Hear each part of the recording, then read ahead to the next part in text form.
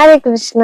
So matter ఏంటంటే మనం for the first time సోలోగా లైవ్ వెడ్డింగ్ పెయింటింగ్ కి వెళ్ళబోతున్నాం అనమాట. 2024లో నవంబర్ లో ఒక లైవ్ వెడ్డింగ్ పెయింటింగ్ చేశాను.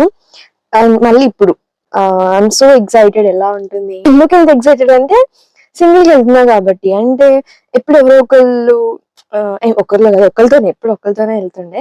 సో వాళ్ళు కొంచెం నేను ఇప్పుడు ఇక్కడికి వచ్చా కాబట్టి they are not available now. So ఒకదాన్ని వెళ్తున్నాను.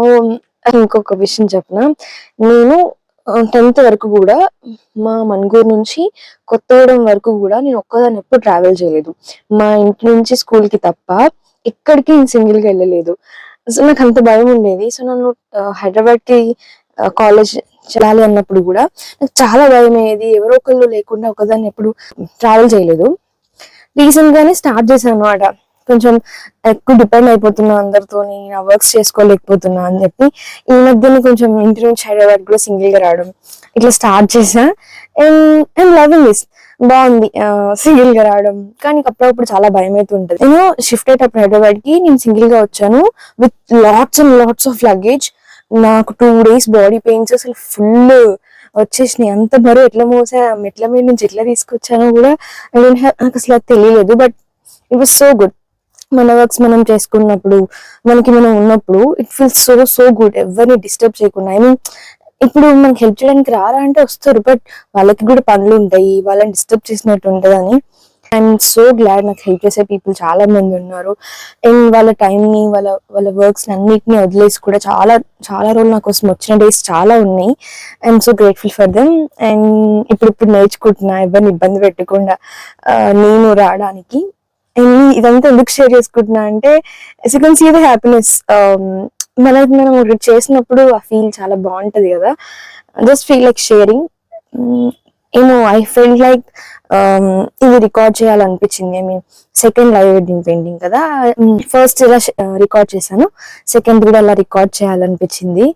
ఇలా రికార్డ్ చేస్తుంటేనే కదా కొంచెం అలవాటు అయ్యేది. ఇప్పుడు నా కృష్ణకి బాయ్ చెప్పారు కదా. See bye Krishna. Okay, ready చేసుకొని చూపిస్తాను మీకు. అది మన 18/24. యాక్చువల్లీ సైజ్ 18/20 చెప్పాను నేను, కానీ నాకు 18/24 దొరికింది. సరిపోనీలే అని చెప్పి తీసుకున్నా. నెక్స్ట్ స్టాండ్, ఇందులో మెటీరియల్స్ ఉన్నాయి. మనం ఇప్పుడు స్టార్ట్ అవుతున్నాం. రెడీ.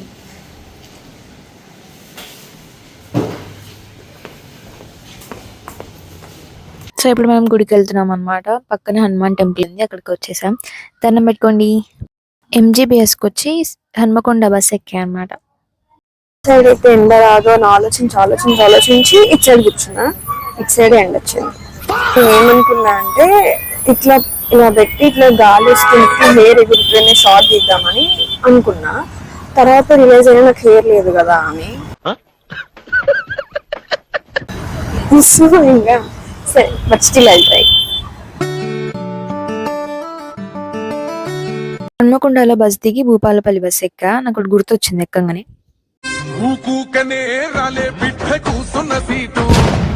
జస్ట్ క్యాన్వాస్ కాస్ట్ 530 ఉంది. రేగుండి వచ్చేసా. ఇక్కడ నుంచి మళ్ళీ ఇంకా లోపలికి వెళ్ళాలన్నమాట. వాళ్ళు వచ్చి పిక్ చేసుకున్నారు. తర్వాత రీచ్ అయిపోయాను.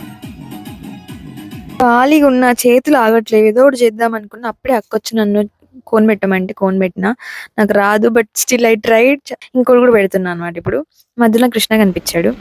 వావ్, బాగుంది కదా. నాకు చూడడానికి మంచిగా అనిపించింది. Okay, better. ఇంకా నెక్స్ట్ డే మార్నింగ్ 5కి అట్లా లేసి రెడీ అయ్యి వెళ్తున్నాం అనమాట మండపానికి. ఇప్పుడు మనం పరకాల వెళ్తున్నాం మండపం దగ్గరికి. 10:30కి పెళ్లి అనమాట. సో కొంచెం ముందు ఉండాలని చెప్పి చాలా కొన్ని అవర్స్ ముందు వెళ్ళాను, ఎందుకంటే నాకు ఎక్కువ టైం పట్టింది. సో ఫస్ట్ నేను క్యాన్వాస్ ప్రిపేర్ చేసుకుంటున్నాను. గెస్ వేసి మొత్తం నీట్గా చేశాను. తర్వాత దేవుడి పేరు రాశాను, శ్రీరామ అని. ఫస్ట్లీ ఏది చేసేటప్పుడు పెద్దగా అలా రాస్తూ ఉంటాం, మంచి ధైర్యం వస్తుంది. సో మెటీరియల్స్ అన్ని బయటికి తీసా, ఇంకా స్టార్ట్ చేశాను మండపం వేయడం. చాలా టైం పట్టింది యాక్చువల్లీ. నాకు లాస్ట్ టైం వేసినప్పుడు గోల్డ్ కలర్ లేక అదొక రకమైన కలర్ లాగా అనిపించింది. అంటే మండపంలో ఉన్నంత అట్రాక్టివ్నెస్ ఆటలో కనిపించలేదు అనిపించింది నాకు. ఈసారి గోల్డ్ వేస్తున్నా. సో ఇక్కడ మండపంలో పూలు ఉన్నాయి కదా, చాలా డీటెయిలింగ్, చాలా టైం పట్టింది. బాగుంది, కానీ చెమటలు వచ్చేస్తున్నాయి కాళ్ళకి చేతులకి. టెన్షన్ అవుతుంది. So it's okay.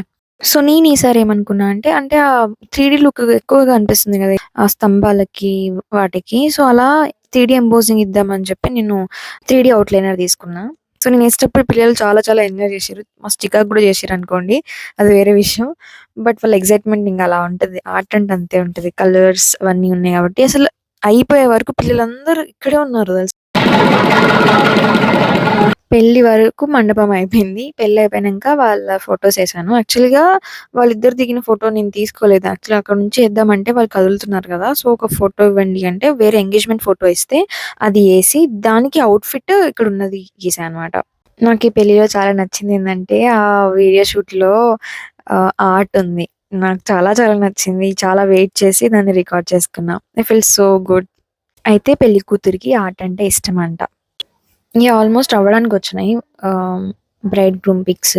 అయితే నేను అబ్జర్వ్ చేసిందేంటంటే, మండపం చాలా మంచిగా డీటెయిల్‌గా ఏసేసరికి నాకు ఓపికంతా అయిపోయింది. ఇప్పుడు వాళ్ళదేసేటప్పటికి నాకనిపించింది, అరే! ఇంత చిన్నగా అయిపోయినాయి అసలు ఏపిచ్చుకునేది వాళ్ళే ఏయడానికి గదా! అంత చిన్నగా అయితే ఎట్లనో ఉంది చూడ్డానికి కూడా అని అనుకున్నా. లాస్ట్ టైమ్ గూడా నేనేసిన తర్వాత ఇట్ వాస్ సో గుడ్. చాలా పర్ఫెక్ట్ వచ్చాయండి. నాకు చాలా నచ్చింది. I am so satisfied last time దానికి. సో, ఈసారి దానికి నాకసలు సాటిస్ఫాక్షనే అనిపించలేదు. Background was so good. అది ఎంత బాగా గీసా గానీ, మెయిన్ ఎలిమెంటే వాళ్ళు గదా! వాళ్ళదంతా మంచిగా క్యాప్చర్ చేసినట్టు నాకు అనిపించలేదు. సో, చాలా ట్రై చేశాను. బట్ అప్పటికి నాకంత ఓపిక అయిపోయింది. బొమ్మ 7కి స్టార్ట్ చేసి 2:30 కంప్లీట్ చేసి అప్పటిదాకా నేను లేవలేదు అక్కడి నుంచి. అందుకే ప్రాపర్ ప్లానింగ్ ఉండాలి. I was so satisfied with the background. కానీ వాళ్ళ విషయానికొస్తే చాలా చిన్నగా అయిపోయినాయి. పెళ్లి కూతురు ఫ్రెండ్స్ చాలా బాగా రిసీవ్ చేసుకున్నారు. అయితే నేనేమనుకున్నా అంటే వాళ్ళకేమన్నా ఇద్దామని చెప్పి అనుకోని ఫ్రిడ్జ్ మ్యాగ్నెట్‌లా చేద్దామనుకున్నా. అంటే నా దగ్గర క్లే ఉంది. సో, ఫింగర్ ప్రింట్స్ పెట్టిద్దాము బావుంటది. ఒక మెమరీలా ఉంటదని చెప్పి అనుకున్నా. కానీ అది పెట్టిచ్చేటప్పుడు అది రాలేదు. లైట్ తీసుకున్నాం ఇంకా. సో, ఇక్కడ కనిపిస్తున్నారు గదా!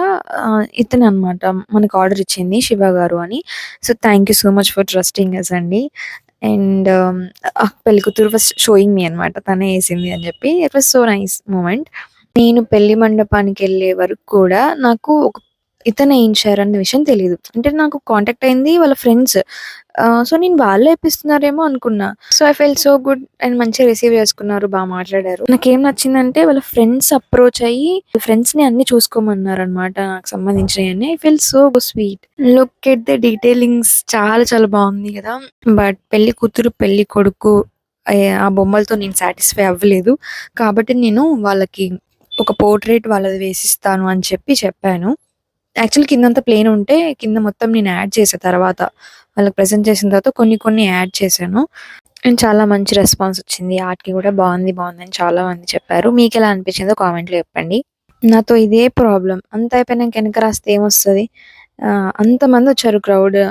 మనం మార్కెటింగ్ చేసుకోవచ్చు గదా! అక్కడ అట్‌లీస్ట్ జేపీ ఆర్ట్ విచ్ అని ఏమైనా పెట్టుకోవచ్చు గదా! ఎవరైనా చూస్తే ఫాలో కొడతారని గూడా ఉండదు. అంతా అయిపోయినంక అందరూ ఎళ్ళిపోయిన తర్వాత నా బ్రాండ్ ఓపెన్ చేసి ఏస్తున్నాను ఇక దాని మీద.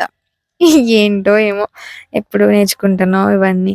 చాలా కష్టం గైస్. మార్కెటింగ్ స్కిల్స్ తెలియకపోతే ఎంత టాలెంటెడ్ పర్సన్ అయినా సరే. సక్సెస్‌ఫుల్లీ ఒక పెయింట్ ట్యూబ్ పోగొట్టుకున్నా. బాధేసింది. ఎందుకంటే అది నాకు గిఫ్ట్ ఇచ్చారు ఒకళ్ళు అందుకే. ఇది మన ఫైనల్ ఔట్‌పుట్. దీని నుంచి నేను చాలా మిస్టేక్స్ తెలుసుకున్నాను. పని తక్కువ పూసుకొనుడెక్కువ. థాట్స్ ఎ వ్రాప్. ఇప్పుడు అప్పగింతల టైమొచ్చేసింది. అమ్మో! ఆ సిట్యుయేషన్ చూడలేకపోయినా ఆ బ్యాక్‌గ్రౌండ్ సాంగ్స్ అవన్నీ. సెకండ్ టైమ్ అనుకుంటా ఈ అప్పగింతలు చూడడం. సో, వీళ్ళే నా కొత్త ఫ్రెండ్స్ చాలా చాలా రిసీవ్ చేసుకున్నారు. 2 డేస్ వాళ్ళ ఇంట్లో ఉంటే నాకసలు వేరే దగ్గరికొచ్చా అనే ఫీలింగే రాలేదు. అంతా చూసుకున్నారు. వీళ్ళని చూసినప్పుడు నాకు నా ఫ్రెండ్స్‌ని మిస్ అయిన ఫీలింగొచ్చింది. థాంక్ యూ సో మచ్ అందరికి.